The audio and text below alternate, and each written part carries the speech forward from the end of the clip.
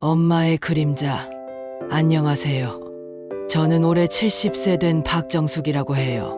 제가 오늘 이렇게 여러분 앞에 나서게 된 건 참 부끄럽고 창피한 이야기지만 혹시나 저 같은 분이 또 계실까봐 용기를 내봅니다.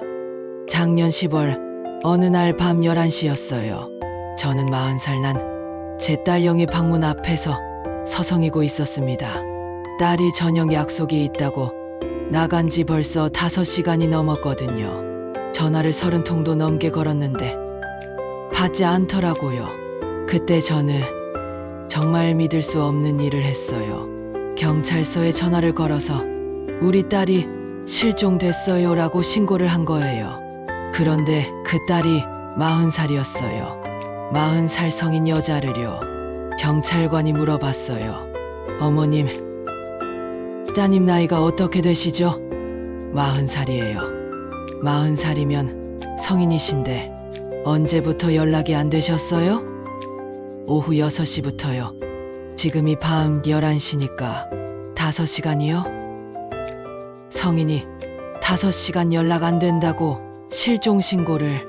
그 순간 제가 얼마나 부끄러웠는지 몰라요.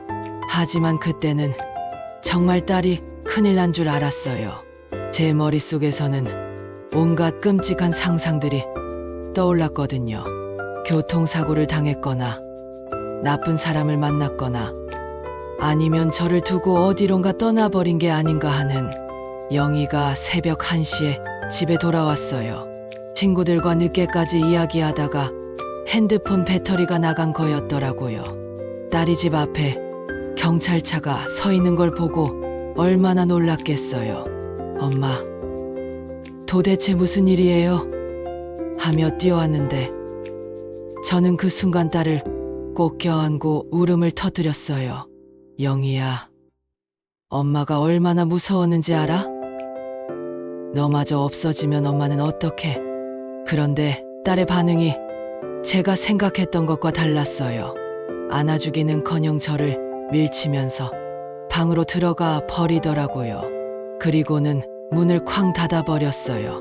지금 생각해보니 그때가 저희 모녀 관계의 진짜 위기가 시작된 순간이었어요. 제 남편 영희 아빠는 10년 전에 갑작스럽게 세상을 떠났어요.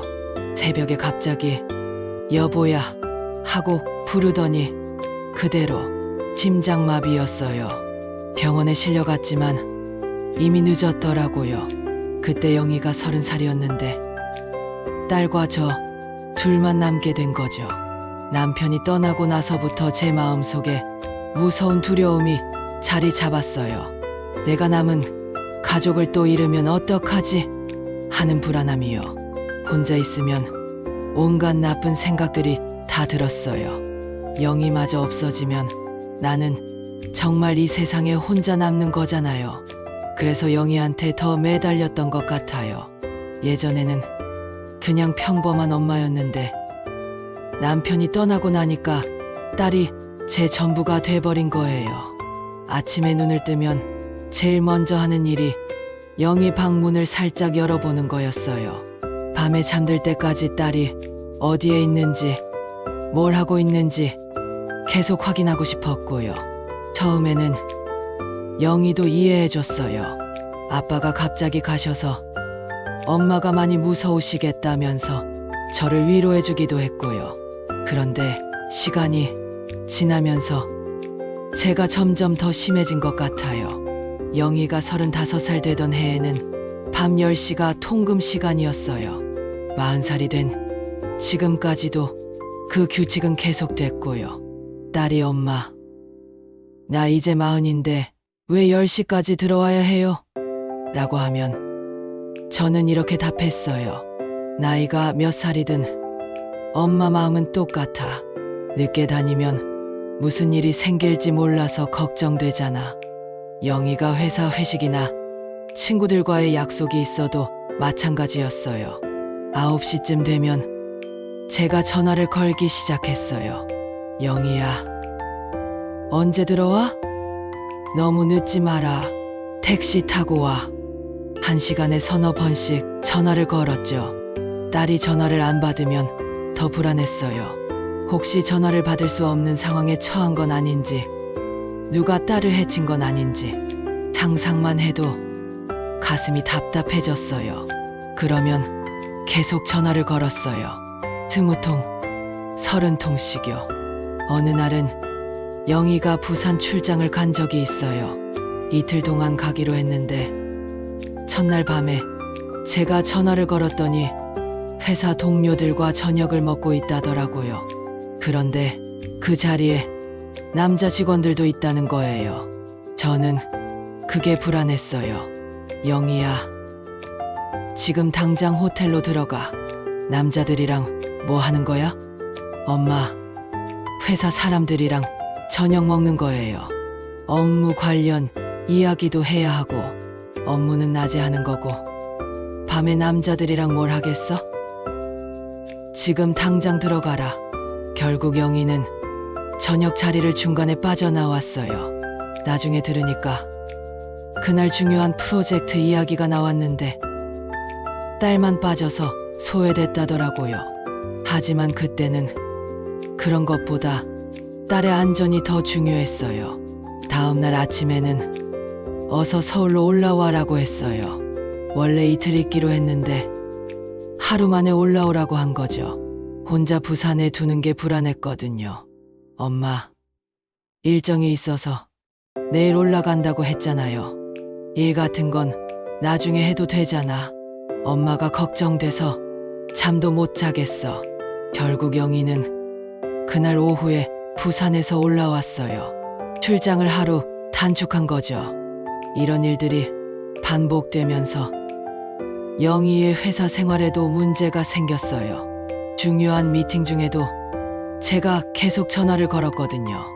영희가 전화를 안 받으면 불안해서 회사로 직접 전화를 걸기도 했어요. 여보세요. 저 박영희 어머니인데요. 우리 영희가 지금 회사에 있나요? 회사 동료들이 다 아는 상황이 된 거예요. 40살 된 직원의 엄마가 매일 안부 전화를 한다는 거려. 영희가 얼마나 창피했겠어요. 연애 문제는 더 심했어요. 영희가 누군가와 만나기 시작하면 저는 온갖 이유를 대서 반대했어요. 30살부터 지금까지 딸이 소개받은 남자가 5명 정도 되는데 모두 다 제가 반대해서 헤어졌어요. 첫 번째 남자는 직장이 멀다고 반대했어요. 판교까지 다니는 남자랑 결혼하면 너는 언제 엄마를 보겠어?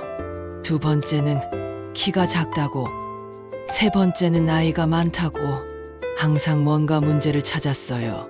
진짜 이유는 따로 있었어요. 영희가 결혼하면 저를 떠날 거라는 두려움이었죠. 혼자 남겨질 거라는 무서움이요. 네 번째 남자는 정말 괜찮은 사람이었어요. 영희도 진짜 좋아했고 결혼을 진지하게 생각했더라고요. 그런데 제가 극구 반대했어요. 영희야, 그 남자는 안 되겠어. 뭔가 믿음직스럽지 못해. 엄마, 왜 그러세요? 성실하고 착한 사람이에요. 엄마 눈에는 그렇게 안 보여. 나중에 후회한다. 결국 그 남자와도 헤어졌어요. 영희가 얼마나 울었는지. 그때 딸이 저한테 이렇게 말했어요. 엄마, 저는 언제까지 엄마 곁에만 있어야 해요? 저도 제 인생을 살고 싶어요. 그 말을 듣는 순간 가슴이 철렁했어요. 딸이 저를 떠날 생각을 하고 있다는 걸 직감했거든요. 영희야, 엄마가 언제 내 인생을 막았어? 그냥 내가 행복했으면 하는 마음에서 하는 말이야. 제가 행복하려면 엄마가 조금만 놔주세요. 저도 자유롭게 살고 싶어요.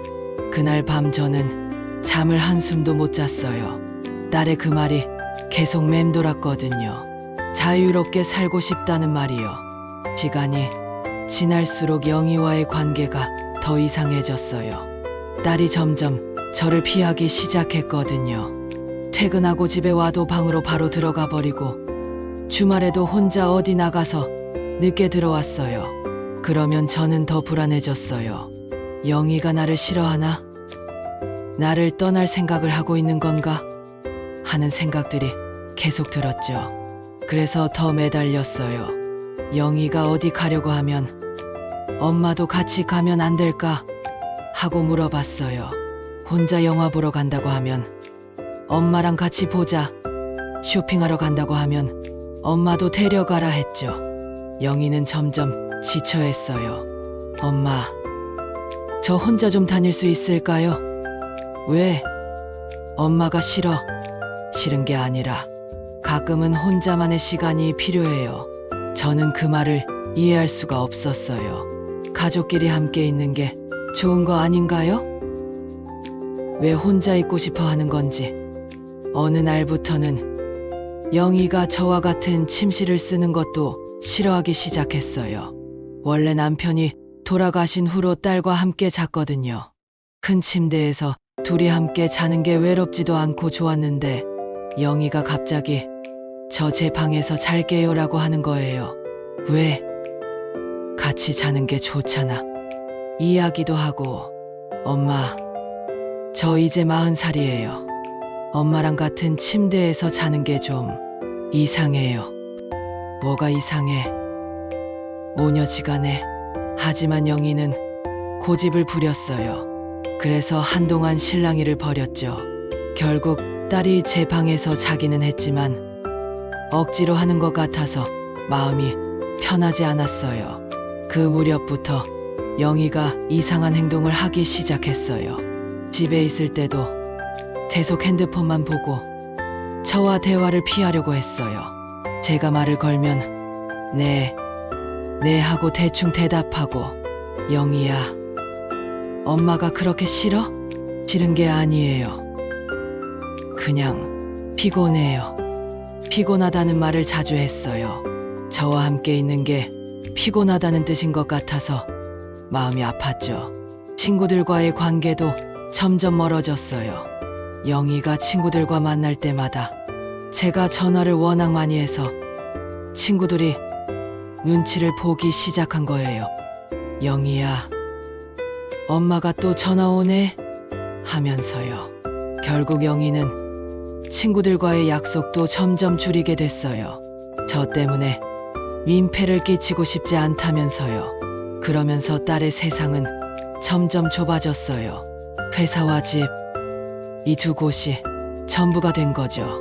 친구도, 연인도, 취미도 없이 그냥 저와 함께 있는 시간만 늘어났어요. 처음에는 그게 좋았어요. 딸이 저 곁에만 있으니까 안심이 됐거든요. 하지만 시간이 지나면서 뭔가 이상하다는 생각이 들기 시작했어요. 영희의 표정이 점점 어두워졌거든요. 웃는 일도 거의 없어지고 말수도 줄었어요. 예전에는 그래도 밝고 활발한 편이었는데 어느 순간부터 집에만 들어오면 기운이 없어 보였어요. 영희야, 왜 그렇게 우울해 보여? 아니에요. 그냥 일이 힘들어서. 하지만 일 때문만은 아닌 것 같았어요.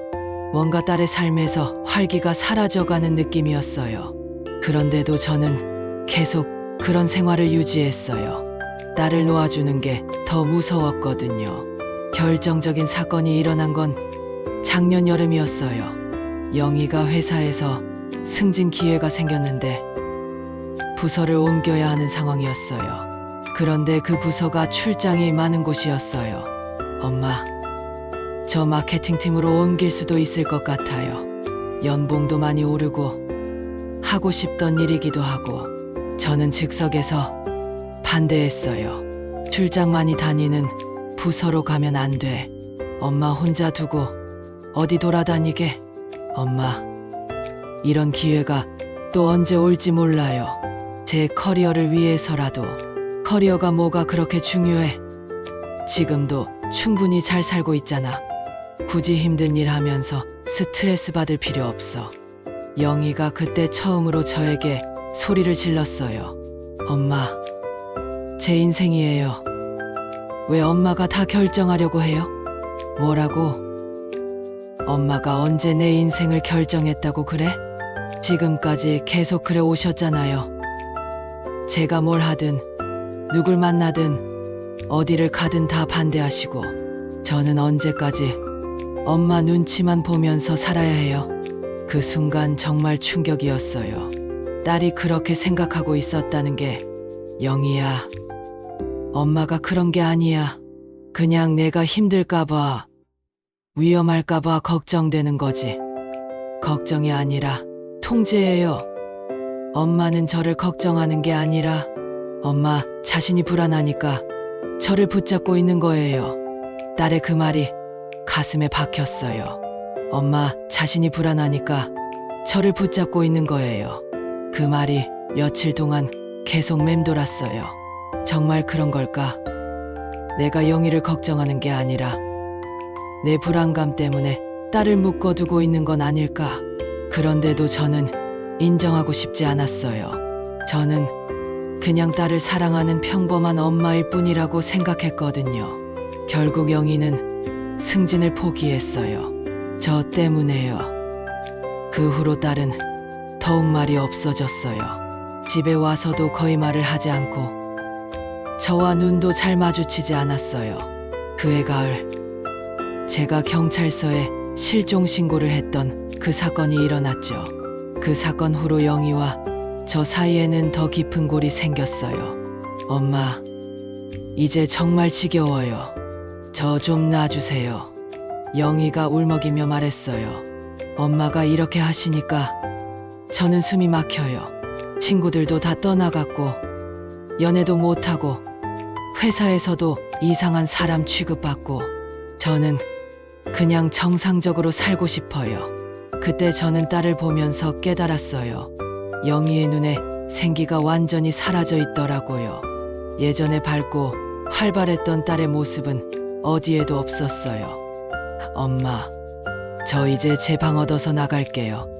딸이 독립하겠다고 선언한 거였어요. 그 순간 제 머리가 하얘졌어요. 영희마저 저를 떠나면 저는 정말 혼자가 되는 거잖아요. 안 돼. 절대 안 돼. 너까지 나를 버리면 엄마는 어떻게 살아? 저는 딸을 붙잡고 울었어요. 그런데 영희는 저를 밀어내더라고요. 엄마, 저는 엄마를 버리는 게 아니에요. 그냥 독립하고 싶은 거예요. 정상적인 성인이라면 누구나 하는 거잖아요. 정상적이긴 뭐가 정상적이야. 가족끼리 함께 사는 게 당연한 거지. 엄마, 저 40살이에요. 40살이 엄마랑 한 집에 사는 게 더 이상해요. 그날 밤 저는 잠을 못 잤어요. 영희가 정말로 집을 나가버리면 어떡하지? 그 생각만 하니까 숨이 막혔어요. 다음 날부터 저는 딸을 더욱 붙잡으려고 했어요. 아침에 일어나면 딸 방문 앞에서 기다리고 있다가 나오면 아침을 차려놨다고 같이 먹자고 했어요. 저녁에도 오늘 뭐 먹고 싶어? 하면서 딸의 관심을 끌려고 했죠. 하지만 영희는 점점 더 저를 피했어요. 아침에는 일찍 나가서 저와 마주치지 않으려고 했고 저녁에는 늦게 들어와서 바로 방으로 들어가 버렸어요. 그러면 저는 딸 방문 앞에서 기다렸어요. 영희야, 엄마야, 밥 먹었어? 배고프지 않아? 하면서 문을 두드렸죠. 엄마, 저 괜찮아요. 먼저 주무세요. 딸이 대답은 하지만 문을 열어주지는 않았어요. 저는 1시간씩, 2시간씩 딸 방문 앞에서 기다렸어요. 혹시라도 딸이 문을 열고 나올까 봐서요. 그러면 대화라도 할 수 있을 텐데. 어느 날은 새벽 3시까지 딸 방문 앞에 서 있었어요. 영희가 밤늦게 들어와서 방으로 들어간 후부터 계속 기다린 거였어요. 혹시 딸이 화장실에 가려고 나올까 봐서요. 그런데 영희가 나오지 않더라고요. 아마 화장실 가는 것도 참고 있었던 것 같아요. 저와 마주치지 않으려고요. 그런 날이 며칠 계속됐어요. 저는 딸이 나올 때까지 기다리고 딸은 저와 마주치지 않으려고 방에만 있고 그러다가 어느 날 영희가 폭발했어요. 엄마, 제발 그만해요. 왜 자꾸 제 방문 앞에서 기다리고 있어요? 저 숨이 막혀 죽겠어요. 영희야, 엄마는 그냥 엄마가 그러시니까 집이 감옥 같아요. 저는 집에 와서도 편히 쉴 수가 없어요. 딸이 집을 감옥 같다고 표현하는 걸 들으니까 정말 충격이었어요. 제가 사랑으로 한 일들이 딸에게는 감옥이었던 거예요. 엄마, 정말 마지막으로 부탁드려요. 저 좀 놔주세요. 제발. 영희가 울면서 간청했어요. 40살 된 딸이 엄마한테 놔달라고 울면서 부탁하는 모습을 보니까 그제야 뭔가 잘못되었다는 걸 느꼈어요. 하지만 여전히 어떻게 해야 할지 모르겠더라고요. 딸을 놔주고 싶은 마음은 있는데 그러면 제가 너무 외로울 것 같아서. 그러던 중에 이웃집 김 할머니가 저를 찾아오셨어요. 김 할머니도 혼자 사시는 분인데 가끔 저희 집에 놀러 오세요. 정숙 씨, 영희가 요즘 좀 어때? 얼굴이 많이 어두워진 것 같던데. 김 할머니 말씀을 듣고 보니까 정말 그랬어요. 영희가 예전보다 훨씬 말랐고 표정도 어두워져 있었어요. 뭔가 힘든 일이라도 있나? 회사에서. 아니에요. 회사는 괜찮아요. 그런데 김 할머니가 이런 말씀을 하시더라고요. 정숙 씨, 나도 아들 하나뿐이라서 내 마음을 모르는 건 아닌데 그래도 자식들은 언젠가는 독립해야 하는 거 아니야? 영희가 이제 40인데 김 할머니 말씀이 가슴에 와 닿았어요. 하지만 여전히 인정하고 싶지 않았죠. 할머니, 영희는 다른 애들과 달라요. 혼자서는 못 살아요. 정수가. 그게 내가 그렇게 만든 거야. 계속 모든 걸 해주고 모든 걸 결정해주니까 혼자 할 줄을 모르게 된 거지. 그 말이 뼈 아팠어요. 하지만 그때는 받아들이고 싶지 않았어요. 며칠 후에 더 큰 사건이 터졌어요. 영희가 갑자기 쓰러진 거예요.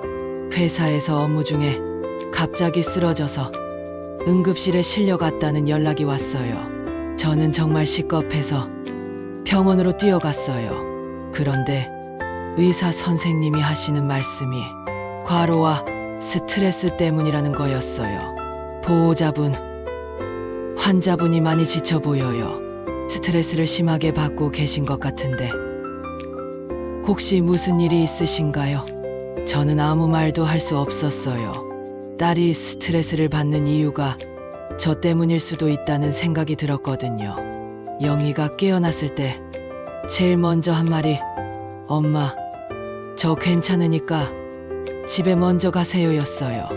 병원에서 깨어나자마자 저를 피하려고 하는 거였어요. 영희야, 엄마가 옆에 있어줄게. 엄마, 정말 괜찮아요. 회사 사람들도 올 거고 집에 가세요.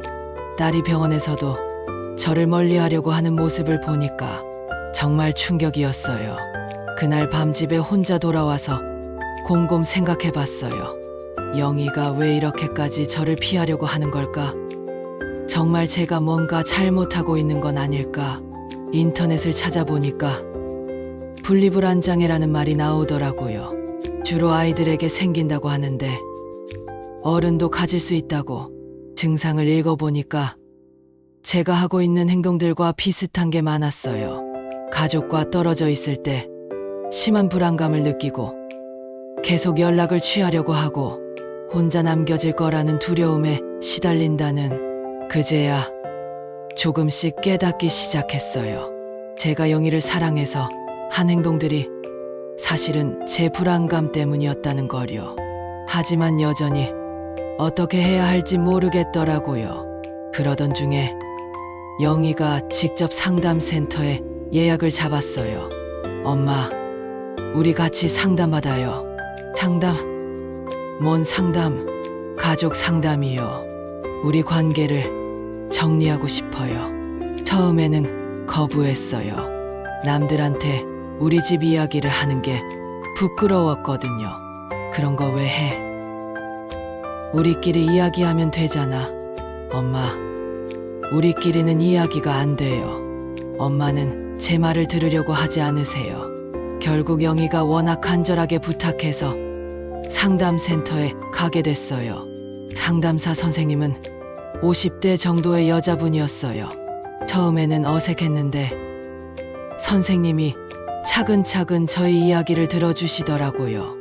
영희가 먼저 말을 시작했어요. 엄마가 너무 저를 통제하려고 해요.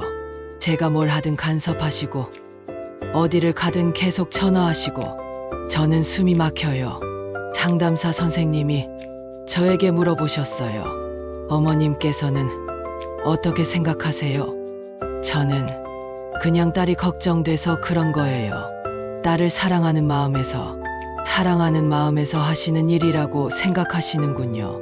그런데 영희 씨는 그것을 통제로 느끼고 계시네요. 선생님이 저에게 질문을 하나씩 하기 시작했어요. 영희 씨가 늦게 들어오면 어떤 기분이 드세요? 불안해요. 무슨 일이 생긴 건 아닌지. 구체적으로 어떤 일이 생길 거라고 생각하세요? 사고를 당하거나 나쁜 사람을 만나거나 아니면 아예 돌아오지 않을 수도 있고 돌아오지 않을 수도 있다고 하셨는데 영희 씨가 어머님을 떠날 거라는 생각을 자주 하시나요? 그 질문에 저는 대답하지 못했어요. 사실 그게 제일 무서웠거든요. 그제야 모든 걸 털어놨어요. 남편이 갑자기 세상을 떠난 후로 생긴 두려움, 영희마저 잃을 수도 있다는 불안감, 혼자 남겨질 거라는 무서움. 상담사 선생님이 저에게 말씀해 주셨어요. 어머님의 그런 불안감은 충분히 이해할 수 있어요. 갑작스럽게 남편을 잃으시고 딸만이 유일한 가족으로 남았으니까요. 하지만 그 불안감이 영희 씨의 삶을 제약하고 있다는 것도 사실이에요. 그럼 어떻게 해야 하나요? 저는 정말 영희가 걱정돼서 걱정하시는 마음은 자연스러운 거예요. 하지만 걱정 때문에 딸의 자유를 제한하는 건 사랑이 아니라 의존이에요. 그 말이 가슴에 박혔어요. 사랑이 아니라 의존이다. 어머님, 영희 씨는 40살 성인이에요. 혼자서 충분히 판단하고 결정할 수 있는 나이죠. 어머님이 계속 보호하려고 하면 영희 씨는 영원히 독립할 수 없어요. 영희가 눈물을 흘리며 말했어요. 엄마, 저는 엄마를 사랑해요. 하지만 이대로는 못 살겠어요. 저도 제 인생을 살고 싶어요. 그때 상담사 선생님이 결정적인 말씀을 해주셨어요. 어머님의 불안은 어머님께서 해결하셔야 합니다. 영희 씨는 잘못한 게 없어요. 그 순간 정말 깨달았어요. 제가 지금까지 제 불안감을 딸에게 떠넘기고 있었다는 거요. 딸을 보호한다는 명목으로 사실은 제 두려움을 달래려고 딸을 붙잡고 있었던 거예요. 상담사 선생님이 저에게 숙제를 내주셨어요. 이번 주에는 영희 씨에게 전화를 하지 마세요. 불안하시더라도 참으세요. 대신 그 불안한 마음을 일기에 써보세요. 정말 어려웠어요. 첫날은 영희한테 전화하고 싶은 마음을 참느라 온종일 안절부절 못했어요. 딸이 회사에서 무사히 지내고 있을까? 점심은 먹었을까? 무슨 일이 생긴 건 아닐까? 온갖 걱정이 다 들었어요. 하지만 참았어요. 대신 일기장에 제 마음을 적었어요. 영희한테 전화하고 싶다. 딸이 뭘 하고 있을까? 혹시 아픈 건 아닐까? 점심은 먹었을까? 안 먹었으면 어떡하지? 회사에서 무슨 일이 생기면 어떡하지? 이런 식으로 계속 적다 보니까 깨달았어요. 제가 얼마나 많은 걱정을 하고 있는지. 그리고 그 걱정들이 대부분 현실적이지 않다는 거요. 영희는 40살 성인이에요. 혼자서 충분히 점심도 해결하고 문제가 생기면 알아서 처리할 수 있는 나이죠. 그런데 저는 딸을 아직도 어린아이처럼 생각하고 있었던 거예요. 일주일 후에 다시 상담을 받았어요. 영희가 말했어요. 엄마가 전화 안 하시니까 정말 편했어요.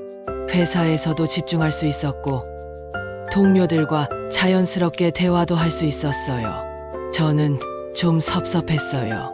딸이 제가 전화 안 한 게 편했다고 하니까. 하지만 동시에 안도감도 들었어요.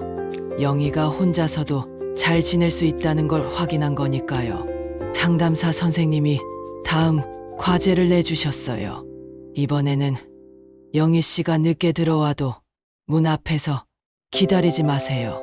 그리고 영희 씨, 엄마에게 하루 일과를 간단히 얘기해 주세요. 서로 적당한 거리를 유지하면서도 소통하는 방법을 찾아보세요. 그것도 쉽지 않았어요. 영희가 늦게 들어오는 날에는 정말 초조했어요. 방문 앞에 나가서 서고 싶은 마음이 굴뚝 같았죠.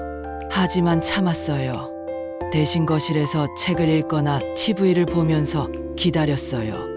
영희가 들어오면 들어왔구나 하고 인사만 하고 더 이상 묻지 않았어요. 처음에는 영희가 어색해했어요. 저에게 엄마, 괜찮으세요? 하고 물어보기도 했고요. 하지만 점차 편해하는 것 같았어요. 그리고 영희가 저녁 시간에 간단하게 하루 일과를 얘기해주기 시작했어요. 엄마, 오늘 회사에서 프레젠테이션 잘했어요. 부장님이 칭찬해 주셨어요. 예전에는 제가 캐묻듯이 물어봤는데 이제는 딸이 자연스럽게 얘기해 주니까 훨씬 좋았어요.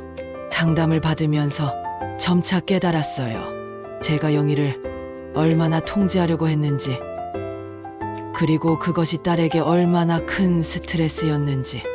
어느 날 상담사 선생님이 저에게 물어보셨어요. 어머님께서는 어릴 때 부모님과의 관계는 어땠나요? 생각해보니 저도 어릴 때 우리 어머니가 저를 많이 간섭하셨어요. 어디 가든 누구를 만나든 다 알고 싶어 하셨고 저의 결정보다는 어머니의 의견을 따르도록 하셨죠.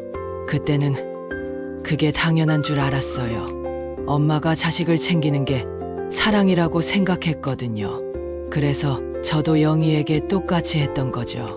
어머님도 어머님의 어머니께 그런 방식으로 사랑받으셨기 때문에 그것이 사랑의 표현이라고 생각하셨을 거예요. 하지만 시대가 바뀌었고 사랑의 방식도 바뀌어야 해요. 상담을 받기 시작한 지 2달쯤 됐을 때 큰 시험이 왔어요.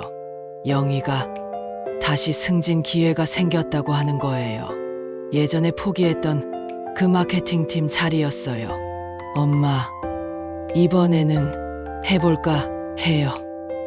예전 같았으면 바로 반대했겠지만 이번에는 달랐어요. 딸의 눈빛이 예전과 달리 살아있더라고요. 하고 싶은 일이 생긴 사람의 눈빛이었어요. 출장 많이 다닌다며?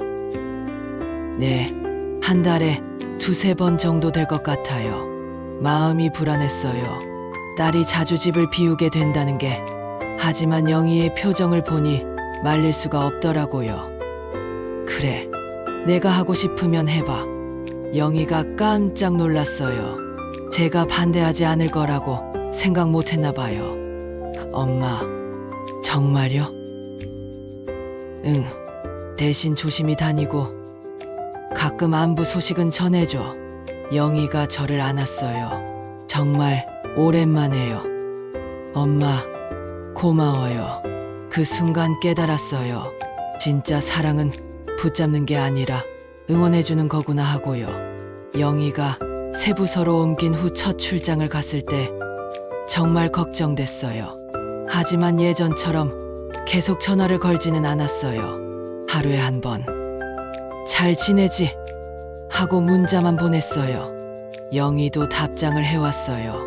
네, 엄마, 잘 지내고 있어요. 내일 저녁에 들어갈게요. 그렇게 주고받는 문자가 오히려 더 따뜻했어요. 예전에는 제가 일방적으로 캐묻기만 했는데 이제는 서로 소통하는 느낌이었거든요. 상담을 받은 지 반년쯤 되었을 때 영희가 저에게 제안했어요. 엄마, 이제 제 방으로 옮겨도 될까요? 예전에는 절대 안 된다고 했을 텐데 이번에는 달랐어요. 딸이 독립적인 공간을 갖고 싶어 하는 마음을 이해할 수 있었거든요. 그래, 그럼 내 방 좀 정리해 줄까? 영희 방을 오랫동안 창고처럼 써왔거든요. 딸과 함께 방을 정리하면서 이런저런 이야기를 했어요. 엄마, 저 이제 혼자 자는 게 익숙해질까요? 당연하지. 내 나이면 혼자 자는 게 당연한 거야. 그날 밤 영희가 자기 방에서 처음 잤어요. 저는 혼자 큰 침대에 누워 있으니까 허전하더라고요. 하지만 예전처럼 불안하지는 않았어요. 딸이 바로 옆방에 있다는 걸 알고 있었으니까요. 며칠 지나니까 적응됐어요. 오히려 저도 제 공간이 생긴 기분이었어요. 영희도 변했어요. 자기 방이 생긴 후로 표정이 훨씬 밝아졌어요. 그리고 저와 대화도 더 많이 하게 됐어요. 예전에는 제가 일방적으로 물어보고 딸이 피하려고 했다면 이제는 서로 자연스럽게 이야기를 나누게 됐거든요. 엄마, 오늘 회사에서 재미있는 일이 있었어요. 어떤 일? 신입사원이 실수를 해서 다들 당황했는데 제가 잘 수습해줬어요. 부장님이 영희 씨 덕분에 큰일 날 뻔했다고 하시더라고요. 딸이 자랑스러워하는 모습을 보니 제가 다 기뻤어요. 예전에는 회사 일에 대해 거의 얘기하지 않았는데 이제는 이런 소소한 일상도 나누게 됐어요. 그런데 정말 큰 변화가 온 건 그 다음이었어요. 영희가 새로운 사람을 만나기 시작했거든요. 엄마, 저 소개받을 사람이 있어요. 순간 가슴이 떨렸어요. 예전에는 바로 반대했을 텐데 이번에는 참았어요. 어떤 사람인데 회사 거래처에 다니는 분이에요. 나이는 저보다 2살 많고 성격이 참 좋으세요. 그래, 언제 만나볼 건데? 이번 주말에 점심이나 먹으려고요. 예전 같았으면 왜 굳이 만나려고 하냐? 집에 있는 게 좋지 않냐 했을 텐데 이번에는 달랐어요. 그래, 조심히 다녀와. 영희가 놀랐어요. 엄마, 반대 안 하세요? 내가 좋다고 하면 한번 만나볼 수도 있는 거지. 물론 속으로는 복잡했어요. 딸이 누군가와 만나기 시작하면 저와 보내는 시간이 줄어들 테니까요. 하지만 동시에 기대도 됐어요. 딸이 행복해질 수 있다면. 영희가 첫 데이트를 다녀온 후 얼굴이 정말 밝았어요. 엄마, 정말 좋은 분이에요. 대화도 잘 통하고 배려심도 많으세요.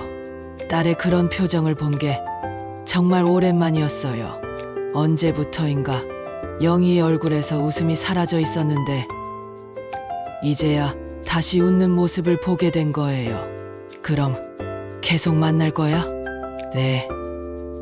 좀 더 알아가 보려고요. 그 후로 영희는 주말마다 데이트를 나갔어요. 처음에는 조금 외로웠지만 딸이 행복해하는 모습을 보니 괜찮았어요. 몇 달 후에 영희가 그 남자분을 집에 데려왔어요. 엄마, 인사드리고 싶다는 분이 계세요. 정말 예의 바른 분이더라고요. 40대 초반에 차분하고 성실해 보이는 남자였어요. 어머니, 안녕하세요. 김라고 합니다. 영희 씨에게 많은 이야기를 들었어요. 그래요? 영희한테 어떤 이야기를 들었어요? 어머님께서 영희 씨를 정말 사랑하신다고, 그래서 더욱 조심스럽게 인사드리려고 했어요. 그 말을 듣고 마음이 따뜻해졌어요. 예전 같았으면 우리 딸한테 상처 주면 안 된다고 경고부터 했을 텐데 이번에는 달랐어요. 영희가 행복하면 저도 행복해요. 잘 부탁드려요. 그날 저녁 3명이 함께 밥을 먹으면서 이런저런 이야기를 했어요. 김 씨는 정말 딸을 아끼는 것 같았어요. 영희 이야기를 할 때 눈빛이 달라지더라고요. 영희도 정말 행복해 보였어요. 그 남자와 함께 있을 때의 딸은 제가 오랫동안 보지 못했던 모습이었어요. 자연스럽고 편안하고 밝은 모습이요. 그들이 사귄 지 1년쯤 되었을 때 결혼 이야기가 나왔어요.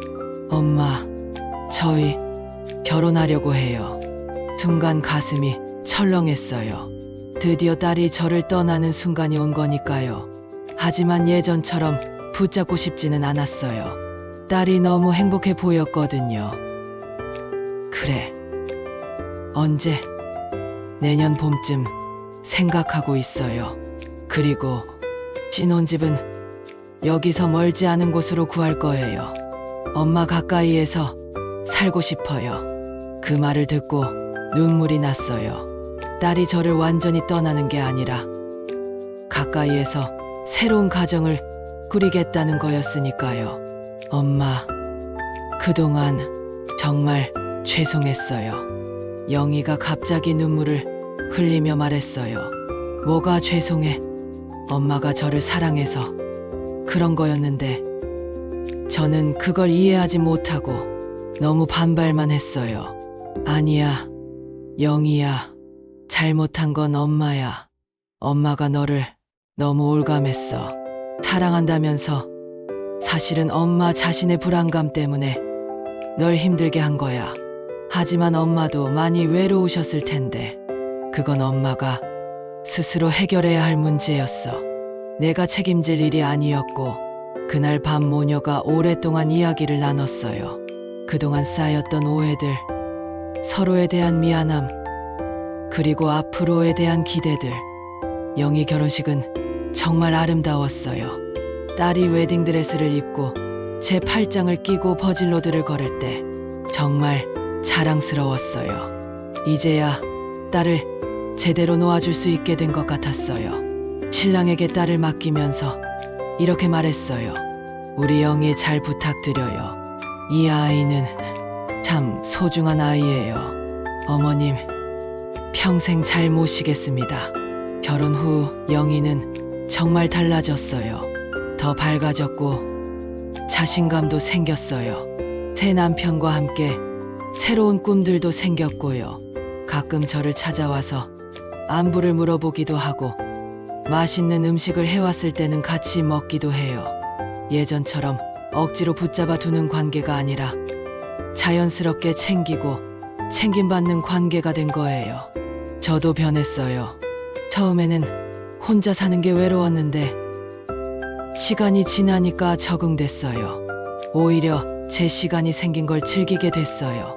이웃집 김 할머니와 함께 등산도 다니고 복지관에서 하는 프로그램에도 참여하고 예전에는 영희한테만 매달려 있었는데 이제는 제 나름의 생활이 생겼어요. 지난주에는 복지관에서 만난 할머니들과 함께 여행도 다녀왔어요. 부산으로 1박 2일 여행이었는데 정말 재미있었어요. 예전 같았으면 영희 없이 어디 갈 생각도 못했을 텐데 영희도 그런 제 모습을 보고 좋아해요. 엄마, 요즘 정말 활기차 보여요. 친구들도 많이 생기시고 그러게 엄마도 이렇게 사는 맛이 있을 줄 몰랐어. 가끔 영희가 남편과 함께 저를 찾아와요. 사위도 정말 좋은 사람이에요. 저를 친어머니처럼 모셔주고 영희와의 관계도 잘 이해해 주더라고요. 어머님, 영희가 어릴 때는 어땠어요? 하면서 딸의 어린 시절 이야기를 궁금해하기도 하고요. 그런 모습을 보면 참 흐뭇해요. 딸이 정말 좋은 사람을 만났구나 싶어서요. 몇 달 전에는 영희가 임신 소식을 알려줬어요. 엄마, 저희 아기가 생겼어요. 그 순간 정말 기뻤어요. 손자를 보게 된다는 기쁨도 있었지만 딸이 이제 정말로 완전한 어른이 됐다는 생각이 들었어요. 정말 언제? 내년 봄쯤이요. 엄마, 할머니가 되시는 거예요. 할머니라. 생각해보니 정말 그렇더라고요. 저도 이제 할머니가 되는 나이구나. 엄마, 아기 낳으면 가끔 봐주실 수 있을까요? 당연하지. 할머니가 손자 안 봐주면 누가 봐줘? 하지만 예전과는 달라요. 예전 같았으면 내가 다 키워줄게. 너는 일만 해라고 했겠지만 이번에는 다르게 생각해요. 영희와 사위가 육아의 주체가 되어야 하고 저는 도움을 주는 역할을 해야겠다고 생각해요. 또다시 누군가를 통제하려고 해서는 안 되니까요. 상담사 선생님이 그러셨어요. 사랑은 상대방의 행복을 위해 자신의 욕구를 조절하는 것이라고요. 그 말이 이제야 이해돼요. 예전에 저는 제 불안감을 달래기 위해 딸을 붙잡고 있었어요. 그게 사랑인 줄 알았지만 사실은 제 필요에 의한 거였죠. 진짜 사랑은 상대방이 행복할 수 있도록 놓아주는 것이더라고요.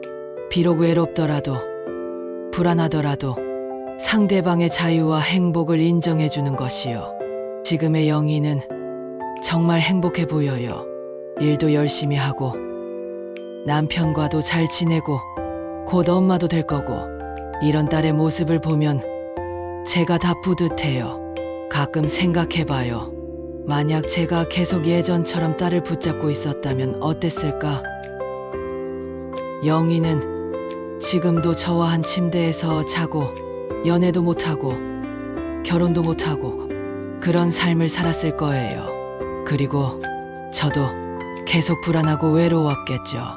딸을 붙잡아 둔다고 해서 제 불안감이 근본적으로 해결되는 건 아니니까요. 상담을 받으면서 배운 게 있어요. 자신의 감정은 자신이 책임져야 한다는 것이요. 제 외로움이나 불안감을 다른 사람에게 떠넘겨서는 안 된다는 거요. 물론 지금도 가끔 외로울 때가 있어요. 혼자 집에 있으면 적막할 때도 있고요. 하지만 그런 감정을 영희에게 의존하려고 하지는 않아요. 친구들과 시간을 보내거나 새로운 취미를 찾거나 아니면 그냥 그 감정을 받아들이고 견뎌내요. 나이가 들수록 혼자 있는 시간이 많아지는 건 어쩔 수 없는 일이니까요. 그걸 자식들에게 의존해서 해결하려고 하면 결국 모두가 불행해지는 것 같아요. 요즘 복지관에서 저 같은 분들을 많이 봐요.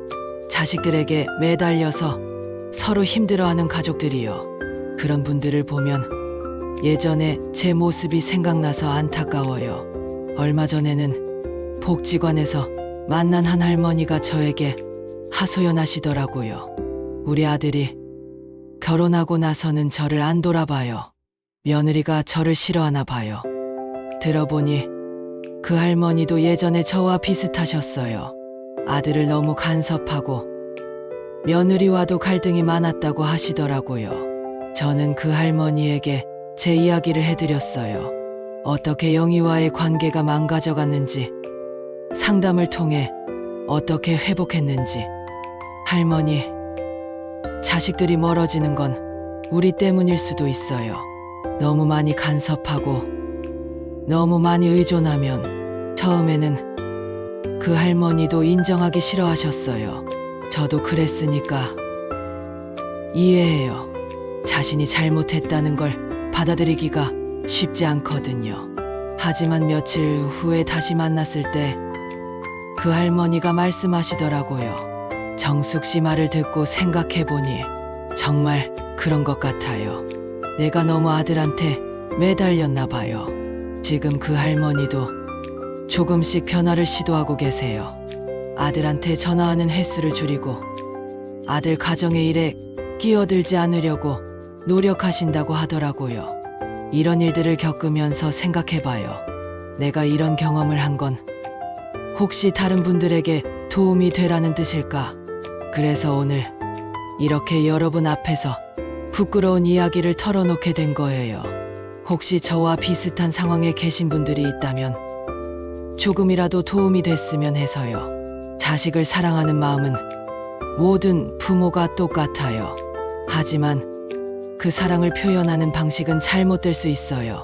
저처럼요. 진짜 사랑은 상대방을 내 뜻대로 만들려고 하는 게 아니라 상대방이 자신의 길을 갈 수 있도록 응원해주는 거더라고요. 쉽지 않아요. 지금도 가끔 영희에게 요즘 어때? 몸은 괜찮아? 남편이랑 잘 지내고? 라고 캐묻고 싶을 때가 있어요. 하지만 참아요. 딸이 먼저 이야기할 때까지 기다려요. 그러면 영희가 자연스럽게 얘기해줘요. 엄마, 요즘 입덧이 심해서 힘들어요라거나 남편이 집안일을 많이 도와줘서 고마워요라고요. 예전에는 제가 일방적으로 물어보고 딸은 대답하기 싫어했는데 이제는 딸이 편하게 얘기하고 저는 들어주는 관계가 됐어요. 훨씬 자연스럽고 따뜻한 관계죠. 며칠 전에는 영희가 이런 말을 했어요. 엄마, 요즘 엄마와 대화하는 게 정말 편해요. 예전에는 죄송하지만 엄마와 있으면 숨이 막혔는데 이제는 정말 엄마가 그리워요. 그 말을 듣고 눈물이 났어요. 딸이 저를 그리워한다니. 예전에는 억지로 붙잡고 있어도 딸이 피하려고만 했는데 이제는 자발적으로 저를 찾아와 주는 거예요. 이게 진짜 사랑이구나 싶었어요. 서로를 속박하는 관계가 아니라 서로를 그리워하는 관계 말이에요. 영희 남편도 저를 정말 잘 대해줘요. 얼마 전에는 제 생신에 깜짝 파티를 준비해주기도 했어요. 어머님, 항상 감사해요. 영희를 이렇게 좋은 사람으로 키워주셔서. 뭔 소리예요. 영희는 원래 좋은 아이였어요. 그래도 어머님이 잘 키우셨으니까 이런 좋은 사람이 된 거죠. 사위의 그런 말을 들으면 정말 고마워요. 제가 영희를 잘못 키웠다고 자책했던 시간들이 있었는데 사위가 이렇게 말해주니까 위로가 되더라고요. 곧 태어날 손자 생각을 하면 설레어요. 어떻게 생겼을까? 영희를 닮을까? 사위를 닮을까? 하지만 예전처럼 내가 키우겠다는 생각은 없어요. 할머니로서 사랑을 주되 육아는 부모인 영희와 사위가 주도적으로 해야겠다고 생각해요. 가끔 영희가 물어봐요. 엄마, 아기 낳으면 어떻게 해야 할까요? 육아가 너무 걱정돼요. 그럴 때마다 이렇게 답해줘요. 엄마도 너를 처음 낳았을 때 아무것도 몰랐어. 하지만 키우다 보니까 저절로 알게 되더라. 너도 그럴 거야. 그래도 모르는 게 있으면 물어봐도 되죠? 당연하지. 언제든지 물어봐. 하지만 최종 결정은 너희가 하는 거야. 이제는 조언과 간섭의 차이를 알 것 같아요. 조언은 상대방이 원할 때 해주는 거고 간섭은 상대방이 원하지 않는데도 자꾸 하는 거더라고요. 영희가 물어볼 때는 제 경험을 얘기해 주지만 딸이 다른 선택을 해도 존중해 주려고 해요. 시대도 다르고 상황도 다르니까 제 방식이 항상 맞는 건 아니거든요. 요즘 제 일상은 정말 평화로워요. 아침에 일어나면 간단하게 운동하고 복지관에 가서 친구들과 시간을 보내고 저녁에는 독서나 TV 시청을 해요. 영희가 전화를 하면 반갑게 받지만 전화가 안 와도 불안해하지 않아요. 딸도 바쁘고 할 일이 많으니까 당연한 거죠. 주말에 영희가 찾아오면 정말 기뻐요. 하지만 못 와도 서운해하지 않아요. 딸에게도 딸만의 생활이 있으니까요. 이런 마음에 여유가 생기니까 오히려 영희와의 관계가 더 좋아졌어요. 서로에게 부담이 되지 않으니까 더 편하게 만날 수 있는 거죠. 얼마 전에 상담사 선생님을 다시 만났어요. 1년 만에 방문이었어요. 어머님, 정말 많이 달라지셨네요. 표정도 밝으셔지고 선생님 덕분이에요. 선생님이 아니었다면 저는 아직도 딸을 괴롭히고 있었을 거예요. 어머니께서 변화하려고 노력하셨기 때문이에요. 쉽지 않은 일이었을 텐데 정말 쉽지 않았어요. 60년 넘게 살아온 방식을 바꾸는 게 어디 쉬운 일인가요? 하지만 딸을 위해서 그리고 저를 위해서도 꼭 필요한 변화였어요. 선생님이 말씀해 주셨어요. 부모 역할도 배워야 하는 거예요. 자식이 어릴 때는 보호하고 가르쳐야 하지만 자식이 어른이 되면 존중하고 응원해주는 역할로 바뀌어야 해요. 그 말이 정말 맞는 것 같아요. 저는 영희가 40살이 될 때까지도 10살짜리를 대하듯 했으니까 문제였던 거죠. 이제는 영희를 하나의 독립적인 어른으로 존중해요. 딸의 선택을 믿어주고 딸의 판단을 신뢰해 주려고 노력해요. 물론 가끔은 걱정될 때도 있어요. 임신한 딸이 힘들어하면 대신해주고 싶고 사위와 작은 갈등이 있다고 하면 해결해주고 싶고 하지만 참아요.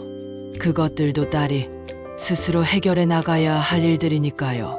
대신 딸이 도움을 요청하면 언제든 달려가죠.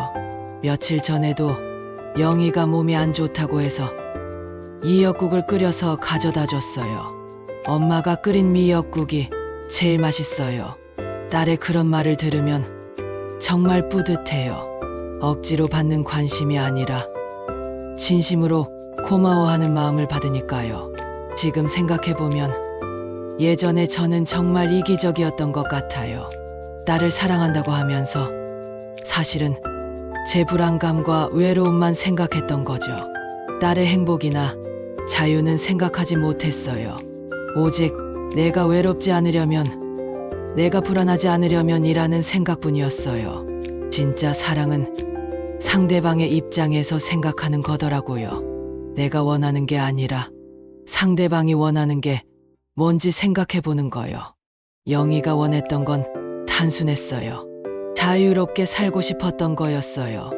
40살 성인으로서 당연한 욕구였는데 저는 그걸 이해하지 못했어요. 이제는 딸의 그런 마음을 이해해요. 그리고 최대한 지지해 주려고 노력해요. 영희가 새로운 도전을 하려고 할 때도 응원해줘요. 최근에 딸이 출산 후에 육아휴직을 쓰고 싶다고 하더라고요. 엄마, 아기가 돌 될 때까지는 제가 직접 키우고 싶어요. 예전 같았으면 굳이 그럴 필요 있냐? 내가 봐줄 수 있는데 라고 했을 거예요. 하지만 이번에는 달랐어요. 그래, 엄마가 직접 키우는 게 좋지. 그 시간은 다시 돌아오지 않으니까. 그런데 육아휴직하면 경력에 공백이 생기잖아요. 괜찮을까요? 내가 후회하지 않을 선택이면 괜찮은 거야. 일은 나중에도 할 수 있지만 아이가 어릴 때는 지금뿐이잖아. 딸이 제 답변에 놀라더라고요. 엄마가 그렇게 말씀해 주실 줄 몰랐어요. 엄마도 많이 변했지. 정말 많이 변한 것 같아요. 예전에 저라면 딸이 집에만 있으면서 손자를 키우자고 했을 거예요. 그러면 더 자주 볼 수 있으니까요. 하지만 이제는 딸의 선택을 존중해요. 딸이 직접 키우고 싶다면 그렇게 하는 게 맞는 거죠. 할머니로서는 가끔 손자를 봐주고 딸이 힘들 때 도움을 주는 정도면 충분하다고 생각해요. 요즘 영희와 사위를 보면 정말 보기 좋아요. 서로를 존중하고 배려하는 모습이요. 영희가 이렇게 좋은 관계를 만들어가는 걸 보면 제가 다 기뻐요. 예전에는 영희의 연애를 방해했는데 정말 잘못된 일이었어요. 딸이 사랑하는 사람을 만나서 행복해하는 것보다 더 좋은 게 어디 있겠어요.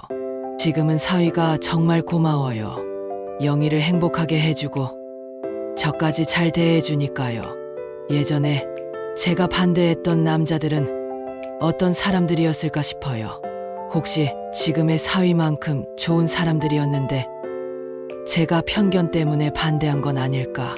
그런 생각을 하면 영희에게 미안해요. 딸의 인연을 제가 막았을 수도 있으니까요. 하지만 후회만 하고 있을 수는 없죠. 지금이라도 딸을 제대로 응원해주는 게 중요한 것 같아요. 얼마 전에 영희가 이런 말을 했어요. 엄마, 제가 좋은 엄마가 될 수 있을까요? 당연하지. 넌 충분히 좋은 엄마가 될 거야. 엄마처럼 아이를 너무 과보호하면 어떡하죠? 그 말을 듣고 깜짝 놀랐어요. 딸이 저처럼 되는 걸 걱정하고 있었던 거예요. 영희야, 넌 엄마와 다른 사람이야. 그리고 엄마의 실수를 알고 있으니까 더 잘할 수 있을 거야. 정말요? 응. 그리고 혹시 모르니까 가끔 엄마가 체크해 줄게. 너무 과보호하려고 하면 말해줄 테니까. 딸이 웃으면서 말했어요. 그럼 엄마가 과보호 방지 역할을 해주시는 거네요. 맞아. 이제 엄마의 역할이 바뀐 거지. 정말 그런 것 같아요. 예전에는 딸을 통제하려고 했다면 이제는 딸이 건강한 관계를 유지할 수 있도록 조언해주는 역할을 해야겠다고 생각해요. 세대가 바뀌면서 육아 방식도 많이 달라졌더라고요. 영희가 육아책을 보여주면서 설명해주는데 제가 딸을 키울 때와는 정말 다른 방법들이 많아요. 예전에는 무조건 엄마 말 들어야 한다고 가르쳤다면 지금은 아이의 의견도 들어주고 존중해준다고 하더라고요. 처음에는 이해가 안 됐어요. 애가 뭘 안다고 의견을 들어줘? 라고 생각했거든요. 하지만 생각해보니 그것도 맞는 말이더라고요. 저도 어렸을 때 제 의견을 들어주는 어른이 있었다면 좋았을 텐데, 영희도 어렸을 때 제가 딸의 의견을 더 들어줬다면 더 좋은 관계를 유지할 수 있었을 텐데, 하지만 그때는 몰랐어요. 부모의 말을 무조건 따르는 게 좋은 아이라고 생각했거든요. 지금 생각해보면 영희가 어렸을 때부터 신호를 보냈던 것 같아요. 자기 의견을 말하려고 했고 자유롭게 하고 싶어 했고, 하지만 저는 그런 신호들을 무시했어요. 애가 뭘 안다고 엄마가 시키는 대로 해라면서 딸의 목소리를 듣지 않았던 거죠.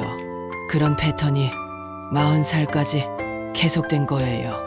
딸은 계속 자신의 의견을 말하려고 했고 저는 계속 무시했고, 이제야 깨달았어요. 영희가 원했던 건 거창한 게 아니었어요. 그냥 자신의 말에 귀 기울여주는 엄마, 자신의 선택을 믿어주는 엄마였던 거죠. 앞으로 손자가 태어나면 그런 할머니가 되고 싶어요. 아이의 말을 들어주고 아이의 선택을 존중해주는 할머니 말이에요. 물론 쉽지 않을 거예요. 70년 넘게 살아온 방식을 완전히 바꾸는 건 어려우니까요. 하지만 노력해볼 거예요. 영희와 사위가 아이를 키우는 방식을 지켜보면서 배우고, 필요할 때는 도움을 주되 간섭하지 않도록 조심하고, 가끔 영희가 물어봐요. 엄마, 앞으로 저희 집안일에 너무 끼어들지 마세요. 약속하실 수 있어요? 그래, 약속할게. 대신 너희가 도움이 필요하면 언제든 말해라. 네, 그럴게요. 이런 대화를 나누면서 새로운 관계를 만들어가고 있어요. 예전처럼 일방적인 관계가 아니라 서로 약속하고 지켜나가는 관계요.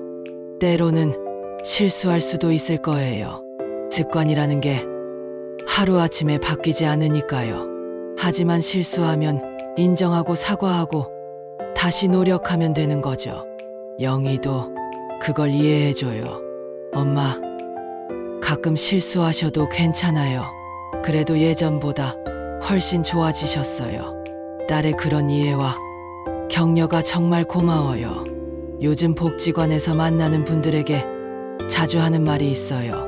자식들과의 관계도 배워야 하는 것 같아요. 우리가 부모라고 해서 모든 걸 다 아는 건 아니니까요. 처음에는 저도 인정하기 싫었어요. 자식을 40년 넘게 키웠는데 뭘 더 배우냐고 생각했거든요. 하지만 정말 배울 게 많더라고요. 특히 자식이 어른이 된 후의 관계는 완전히 새로 배워야 하는 것 같아요. 어릴 때처럼 보호하고 가르치는 관계가 아니라 서로 존중하고 지지해주는 관계로 바뀌어야 하니까요. 이런 깨달음을 얻기까지 너무 늦었다는 생각도 들어요. 영희가 30살 때 깨달았다면 더 좋았을 텐데. 하지만 그래도 늦었다고 생각하지 말고 지금이라도 변화할 수 있어서 다행이라고 생각해요. 어떤 분들은 죽을 때까지 자식들과 갈등 관계로 지내시잖아요. 그런 걸 보면 저는 정말 운이 좋았다고 생각해요. 영희가 먼저 상담을 제안해줘서 관계를 회복할 기회를 얻었으니까요. 만약 영희가 그냥 포기하고 연락을 끊어버렸다면 어땠을까요? 생각만 해도 끔찍해요. 지금도 저는 딸방 앞에서 기다리고 있었을 거예요. 영원히 돌아오지 않을 따르려. 다행히 영희는 끝까지 저에게 기회를 줬어요. 엄마, 우리 관계를 정리하자고 말해줬죠. 그때는 무슨 뜻인지 몰랐지만 지금 생각해보니 진짜 사랑이었어요. 저를 포기하지 않고 함께 해결해보자는 마음이었던 거죠. 상담사 선생님이 그러셨어요. 영희 씨가 어머님을 정말 사랑하기 때문에 이렇게 노력하는 거예요. 사랑하지 않으면 그냥 떠나버렸을 거예요. 그 말을 들으니 영희가 더 고맙더라고요. 저 때문에 그렇게 힘들었을 텐데. 그래도 저를 버리지 않았으니까요.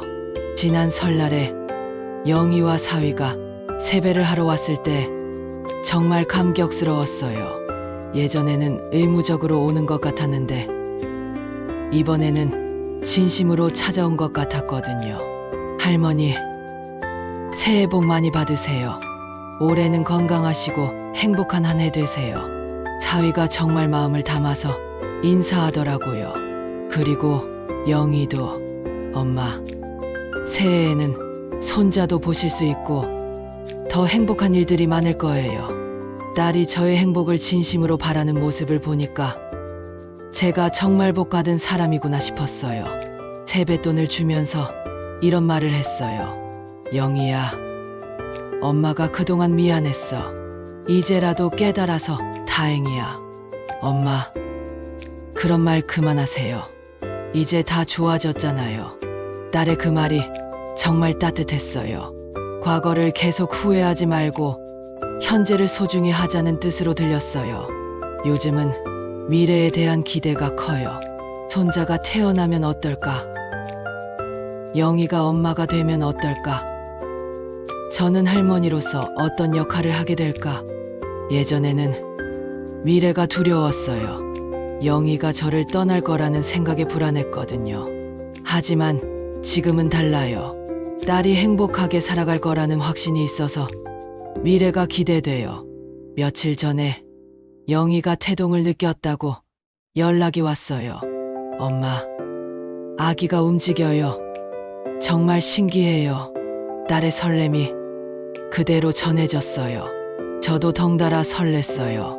정말 어떤 느낌인데 뭔가 간지러우면서도 신기해요. 정말 제 뱃속에 생명이 있구나 실감이 나요. 그런 딸의 모습을 보면서 생각했어요. 40년 전에 제가 영희를 가졌을 때도 이런 기분이었구나. 그때는 얼마나 설렜을까. 그런데 언제부터인가 그 설렘이 걱정으로 바뀌었어요. 아이가 다치면 어떡하지? 아프면 어떡하지? 이런 걱정들로 가득 찼죠. 지금 영희를 보면서 다짐해요. 손자에 대해서는 걱정보다 설렘으로 가득 차 있고 싶다고요. 물론 적당한 걱정은 필요하겠지만 그 걱정이 사랑하는 사람들을 올가매는 수단이 되어서는 안 되겠다고요. 복지관에서 만난 친구들도 제 변화를 신기해해요. 정숙 씨, 정말 많이 달라졌네. 예전에는 영희 걱정만 하시더니. 그러게요. 이제는 자기 일도 하시고 표정도 훨씬 밝아지셨어요. 친구들의 그런 말을 들으면 뿌듯해요. 저 스스로도 변했다는 걸 실감하게 되거든요. 얼마 전에는 친구들과 함께 부산으로 2박 3일 여행을 다녀왔어요. 예전 같았으면 영희 없이 여행을 간다는 생각도 못 했을 거예요. 여행 가기 전에 영희에게 말했어요. 영희야, 엄마 여행 간다. 어디로요? 부산으로 2박 3일. 복지관 친구들이랑. 와, 엄마 정말 좋겠어요. 맛있는 것도 많이 드시고 예쁜 곳도 많이 구경하세요. 딸이 진심으로 기뻐해주는 모습을 보니 정말 고마웠어요. 예전에는 제가 어디 간다고 하면 왜 가요? 집에 있으면 안 돼요? 했을 텐데 부산에서 보낸 시간은 정말 즐거웠어요. 바다도 보고 맛있는 음식도 먹고 친구들과 이런저런 추억 이야기도 하고 특히 해운대 바다를 바라보면서 생각했어요. 내 인생이 이제 끝난 게 아니구나. 70살에도 이렇게 새로운 경험을 할 수 있고 즐거운 시간을 보낼 수 있구나. 여행에서 돌아와서 영희에게 사진을 보여주며 이야기해줬어요. 엄마, 정말 재미있으셨겠어요. 사진 보니까 엄마가 정말 행복해 보여요. 응, 정말 재미있었어. 다음에는 너도 같이 가자. 네. 아기 낳고 좀 안정되면 같이 가요. 이런 대화를 나누는 것 자체가 얼마나 소중한지 몰라요. 예전에는 저와 딸이 함께 할 수 있는 일이 거의 없었거든요. 제가 너무 간섭하니까 딸이 함께 하기를 싫어했어요. 지금은 영희가 먼저 엄마, 같이 뭐 할까요? 하고 제안하기도 해요. 얼마나 기쁜지 몰라요. 며칠 전에는 함께 영화도 봤어요. 영희가 엄마, 임신 중이라 무거운 영화는 힘들고 가벼운 코미디 보실래요? 하더라고요. 극장에 가서 딸과 나란히 앉아 영화를 보는 게 그렇게 행복할 줄 몰랐어요. 재미있는 장면에서 함께 웃고 영화 끝나고 나서 감상을 이야기하고 엄마, 오늘 정말 즐거웠어요. 엄마도 오랜만에 딸이랑 영화 봤네. 앞으로 자주 같이 봐요. 그래. 좋은 영화 있으면 같이 보자. 이런 평범한 대화가 이렇게 소중할 줄 몰랐어요. 상담받기 전에는 영희와 대화할 때 항상 긴장했거든요. 뭐라고 말해야 딸이 기분 나빠하지 않을까? 어떻게 해야 딸을 붙잡아 둘 수 있을까? 이런 생각만 했어요. 지금은 그냥 편하게 대화해요. 딸을 붙잡아 두려는 생각 없이 그냥 사랑하는 마음으로 자연스럽게 이야기하죠. 그러니까 오히려 딸이 더 편하게 다가와 주는 것 같아요. 요즘 영희가 자주 하는 말이 있어요. 엄마, 요즘 엄마와 있으면 정말 편해요. 예전에는 죄송하지만 부담스러웠는데 지금은 정말 편하네요. 그 말을 들을 때마다 마음이 아프기도 하고 고맙기도 해요. 딸에게 부담을 줬다는 게 미안하지만 지금은 편하다고 해주니까 다행이기도 하고요. 지난주에는 영희가 몸이 안 좋다고 해서 병원에 같이 갔어요. 임신 중이라 감기약도 함부로 먹을 수 없어서 걱정됐거든요. 예전 같았으면 제가 모든 걸 다 처리하려고 했을 거예요. 의사 선생님께 이것저것 물어보고 약국에서 약 받아오고. 하지만 이번에는 달랐어요. 영희가 직접 의사 선생님과 상담하도록 했고 저는 옆에서 지켜보기만 했어요. 엄마, 같이 와주셔서 고마워요. 당연한 거지. 하지만 이제 내가 다 알아서 잘하는구나. 그래도 엄마가 옆에 있으니까 든든해요. 딸의 그 말이 정말 좋았어요. 제가 모든 걸 다 해주는 게 아니라 그냥 옆에 있어주는 것만으로도 힘이 된다는 걸 알았거든요. 이제 며칠 후면 영희의 출산 예정일이에요. 정말 설레어요. 손자를 만날 생각을 하니 가슴이 두근거려요. 영희가 물어봤어요. 엄마, 아기 낳으면 뭐라고 부를 거예요? 당연히 할머니지. 할머니. 정말 실감이 안 나네요. 엄마가 할머니가 되시다니 저도 아직 실감이 안 나요. 할머니라니. 하지만 기대돼요. 좋은 할머니가 되고 싶어요. 영희와 사위에게 말했어요. 아기 낳으면 도움이 필요한 일 있으면 언제든 말해. 하지만 육아는 너희가 주도적으로 하는 거야. 네, 엄마. 그렇게 할게요. 도움 필요하면 말씀드릴게요. 이런 대화를 미리 해두니까 서로 편해요. 예전에는 제가 일방적으로 내가 다 해줄게라고 했다면 이제는 서로 역할을 나누어서 하기로 한 거죠. 손자가 태어나면 정말 많이 봐주고 싶어요. 하지만 영희와 사위의 육아 방침을 존중하면서요. 제 방식을 강요하지 않고 그들이 원하는 방식으로 도움을 주고 싶어요. 가끔 걱정될 때도 있어요. 혹시 손자한테도 영희에게 했던 것처럼 과보호하게 되는 건 아닐까? 하지만 영희가 지켜보고 있으니까 괜찮을 거예요. 딸이 제가 너무 나서려고 하면 말려줄 테니까요. 엄마, 혹시 제가 아기를 너무 과보호하는 것 같으면 말해주세요. 그래. 너도 혹시 엄마가 손자를 너무 과보호하려고 하면 말해라. 이렇게 서로 견제하기로 했어요. 혼자서는 객관적으로 보기 어려우니까 서로 도움을 주자고요. 어제는 영희가 베이비 용품을 사러 간다고 해서 함께 갔어요. 아기 옷, 기저귀, 젖병, 정말 많은 물건들이 있더라고요. 와, 요즘 아기 용품이 정말 많구나. 내가 어릴 때는 이런 게 없었는데. 그러게요. 선택의 폭이 너무 넓어서 오히려 어려워요. 영희가 이것저것 고민하는 모습을 보니 귀여웠어요. 곧 엄마가 될 딸의 모습이요. 제가 조언을 해주고 싶었지만 참았어요. 딸이 물어보면 답해주고 그렇지 않으면 지켜보기만 했어요. 엄마, 이 젖병이 좋을까요? 저 젖병이 좋을까요? 딸이 물어볼 때만 답해줬어요. 글쎄, 둘 다 좋은 것 같은데. 내가 보기에는 어떤 게 나아? 이게 더 실용적인 것 같아요. 그럼 그걸로 해라. 예전 같았으면 제가 일방적으로 이게 좋다고 결정했을 텐데 이번에는 딸이 스스로 선택하도록 도와줬어요. 쇼핑을 마치고 돌아오는 길에 영희가 말했어요.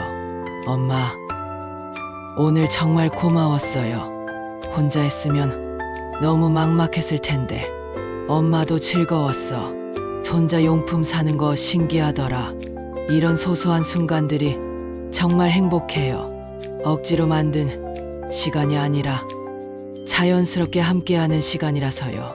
내일 영희가 정기검진을 받으러 간다고 하네요. 마지막 검진일 거예요. 혹시 같이 가달라고 하면 가야겠어요. 하지만 먼저 나서지는 않을 거예요. 딸이 원할 때만요. 요즘 이런 생각을 자주 해요. 진짜 사랑이 뭘까? 예전에는 사랑이 상대방을 내 곁에 두고 보호하는 거라고 생각했어요. 하지만 지금은 달라요. 사랑은 상대방이 행복할 수 있도록 자유를 주는 거더라고요. 물론 쉽지 않아요. 사랑하는 사람을 놓아주는 게 어디 쉬운 일인가요? 하지만 진짜 사랑한다면 해야 하는 일인 것 같아요. 영희를 보면서 확신해요. 딸이 자유로워질수록 더 행복해지고 더 생기 있어진다는 거려. 그리고 그런 딸의 모습을 보는 제가 더 행복해져요. 예전에는 딸을 붙잡아 두면 제가 행복할 거라고 생각했는데 정반대였어요. 딸을 자유롭게 해줄수록 제가 더 행복해져요. 이제 몇 시간 후면 새로운 생명이 태어날 거예요. 제 손자가요. 정말 기대돼요. 어떻게 생겼을까? 영희를 닮을까? 사위를 닮을까? 하지만 무엇보다 중요한 건 아기가 건강하게 태어나는 거겠죠. 그리고 영희가 무사히 출산하는 것이고요. 영희가 진통이 시작됐다고 연락이 왔어요. 병원으로 가야겠어요. 드디어 할머니가 되는 순간이 왔네요. 아기야, 할머니가 너를 정말 많이 사랑해 줄 거야. 하지만 할머니의 사랑으로 너를 올가매지는 않을 거야. 너도 자유롭게 내 인생을 살 수 있도록 할머니가 지켜봐 줄게. 그리고 영희야, 정말 고생 많았어. 이제 너도 엄마가 되는구나. 분명히 좋은 엄마가 될 거야. 할머니가 믿어. 여러분도 혹시 저와 비슷한 고민이 있으시다면 너무 늦었다고 생각하지 마세요. 언제든지 변화할 수 있어요. 진짜 사랑이 무엇인지 깨닫는데 늦은 때란 없는 것 같아요. 사랑은 붙잡는 힘이 아니라 떠나보내도 믿는 힘입니다. 상대방을 제 뜻대로 만들려고 하는 게 아니라 상대방이 행복할 수 있도록 응원해 주는 거예요. 저는 70살에 이런 걸 깨달았어요. 정말 늦었죠. 하지만 그래도 깨달을 수 있어서 다행이라고 생각해요. 영희와의 관계를 회복할 수 있었고 이제 곧 할머니도 될 테니까요.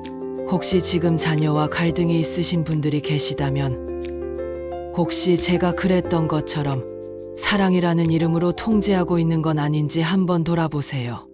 어려운 일이지만 용기를 내서 전문가의 도움을 받아보시는 것도 좋을 것 같아요. 가족이 정말 소중하잖아요. 서로 상처 주고받으며 살기에는 인생이 너무 짧은 것 같아요. 지금 병원에서 영희가 진통 중이에요. 곧 새로운 생명이 이 세상에 나올 거예요. 저는 이제 할머니가 되고 영희는 엄마가 되고 새로운 시작이네요. 이번에는 정말 좋은 할머니가 되고 싶어요. 손자를 사랑하되 자유롭게 해주고 영희의 육아를 존중하며 적절히 도움만 주는 할머니로요. 70년을 살면서 이제야 깨달은 거지만 진짜 사랑은 상대방의 행복을 바라는 마음이더라고요. 내가 원하는 게 아니라 상대방이 원하는 것을 해줄 수 있을 때 그게 진짜 사랑인 것 같아요. 영희야, 엄마를 용서해줘서 고마워. 그리고 끝까지 포기하지 않아줘서 고마워. 덕분에 엄마가 이렇게 변할 수 있었어. 이제 할머니로서 새로운 출발을 하게 됐네요. 이번에는 정말 잘해보고 싶어요. 여러분도 사랑하는 가족들과 좋은 관계 유지하시길 바라요. 그리고 혹시 지금 갈등이 있으시더라도 늦지 않았으니 용기 내시길 바랍니다. 사랑은 붙잡는 힘이 아니라 떠나보내도 믿는 힘이에요. 감사합니다.